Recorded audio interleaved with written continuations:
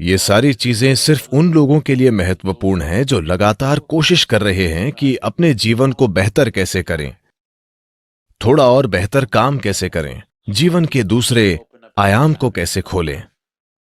अगर ऐसी चिंताएं हैं, फिर आप इस मशीन में किस तरह का भोजन या ईंधन डालते हैं, ये बहुत बहुत महत्वपूर्ण है। योगिक संस्कृति में हम भोजन को 3 वर्गों में बांटते हैं: पॉजिटिव प्राणिक भोजन, नेगेटिव प्राणिक भोजन और जीरो प्राणिक भोजन।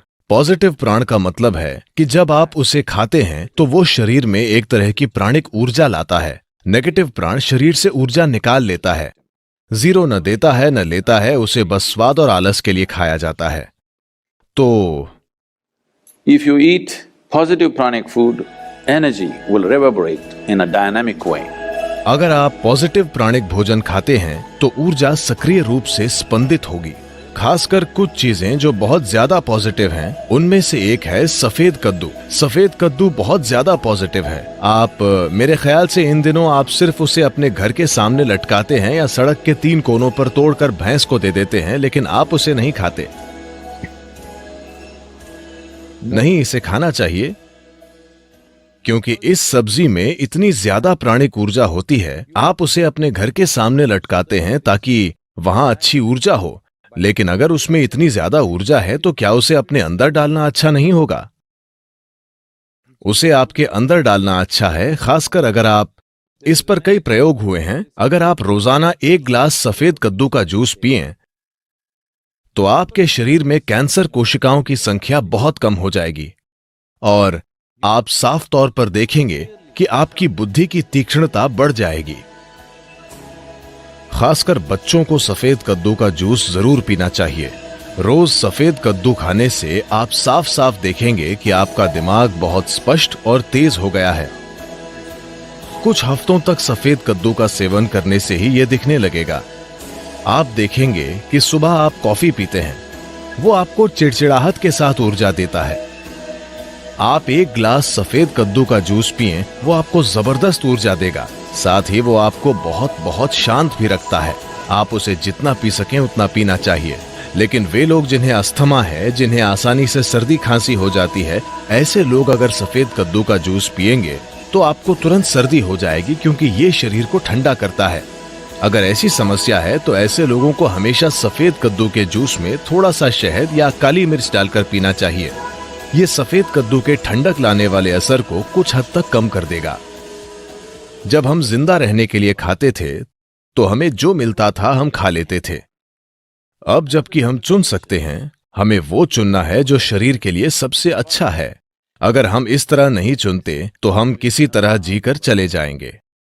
ये सारी चीजें सिर्फ उन लोगों के लिए महत्वपूर्ण हैं जो लगातार कोशिश कर रहे हैं कि अपने जीवन को बेहतर कैसे करें, थोड़ा और बेहतर काम कैसे करें, जीवन के दूसरे आयाम को कैसे खोलें। अगर ऐसी चिंताएं हैं, फिर आप इस मशीन में किस तरह का भोजन या ईंधन डालते हैं, ये बहुत बहुत महत्वपूर्ण है। धरती पर पाया जाने वाला इकलौता पदार्थ जिसकी रासायनिक बनावट लगभग इंसान के खून की तरह है। अगर इसका यूं ही सेवन किया जाए तो इसका एक तरह से असर होता है। अगर इसका सेवन ठंडे पानी के साथ किया जाए तो इसका असर अलग होता है। खून की रासायनिक बनावट को संतुलित रखना और खून को शुद्ध रखना, ये चीजें जरूर होंगी। बच्चों की बौद्धिक क्षमताओं को बढ़ाने के लिए ये एक अद्भुत आहार है।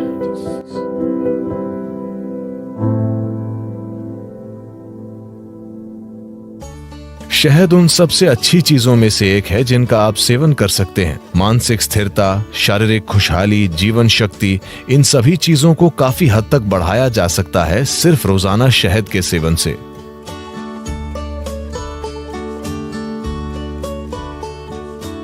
शहद इस धरती पर पाया जाने वाला इकलौता पदार्थ है जिसकी रासायनिक संरचना लगभग इंसान के खून की संरचना की तरह है। अगर आप कुछ चीजें बदल दें तो ये लगभग खून जैसा है। शहद का दैनिक सेवन आपके स्वास्थ्य के लिए बहुत कुछ कर सकता है, खासकर वो लोग जिन्हें अधिक बलगम की समस्या है। यह आपके दिल के लिए बहुत अच्छा है, आपके दिमाग के लिए अच्छा है, यह आपके मन को सतर्क रखता है और ये बहुत ऊर्जा देता है। तो हर दिन शहद का सेवन बहुत कुछ कर सकता है। खासकर अगर आपके बढ़ते बच्चे हैं तो उन्हें रोज शहद का सेवन करना चाहिए। ये उनकी बुद्धि और हर तरह के विकास के लिए बहुत कुछ करेगा। सफेद कद्दू भी। सफेद कद्दू और शहद दोनों चीजें एक साथ मिलकर बच्चों के लिए एक शानदार आहार हैं, उनकी बौद्धिक क्षमता को बढ़ाने के लिए। सभी चीजों में एक मूंगफली। मैं मूंगफली के बारे में विशेष रूप से उत्साहित हूं क्योंकि मेरे जीवन में एक दौर था जब मैंने सिर्फ मूंगफली और केले पर जीवन बिताया, बस इतना ही। क्योंकि इसमें वो सब कुछ है जो आपको चाहिए। बस भिगोई हुई मूंगफली, बस इतनी मूंगफली रात भर भिगोकर और एक केला, मेरा पूरा दिन निकल जाता था। और पूरी तरह से सक्रिय, ज्यादातर लोगों की कल्पना से भी ज्यादा सक्रिय। इसमें आपका जीवन चलाने के लिए सब कुछ है। यह अपने आप में एक संपूर्ण भोजन है। अगर आप इसे 6 से 8 घंटे तक भिगोते हैं तो पित्त निकल जाता है। आप पित्त जानते हैं, एलोपैथिक डॉक्टर इस पर ध्यान नहीं देते, लेकिन आयुर्वेद इसी पर आधारित है। उष्ण, शीत और पित्त, इससे पित्त निकल जाता है।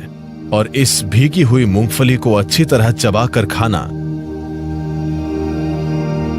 बस ये पक्का करें कि यह जेनेटिक इंजीनियरिंग की हुई बकवास नहीं है।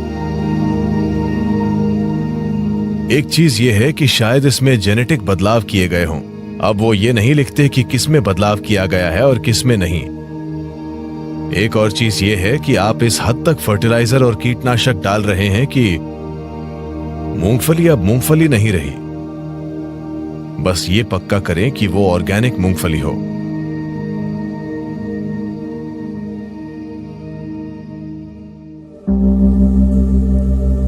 अगर आप नाश्ता बनाना चाहते हैं, आप एक रेसिपी चाहते हैं, तो मुट्ठी भर मूंगफली लीजिए, उसे 6 से 8 घंटे तक पानी में भिगोइए, इसे मिक्सर में डालिए।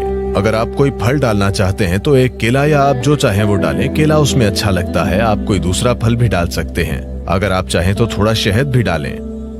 2 मिनट, शानदार नाश्ता तैयार। इसे बनाने में केवल 2 मिनट लगते हैं। अगर आप इसे थोड़ा पतला चाहते हैं तो इसमें थोड़ा और पानी डालिए और बस इसे पी लीजिए। आप इसे दलिया जैसा चाहते हैं तो इसे गाढ़ा बनाइए और इसे खा लीजिए। आप देखेंगे कि ये आपको आसानी से 4 से 5 घंटे तक ऊर्जा देगा और ये बहुत पौष्टिक है।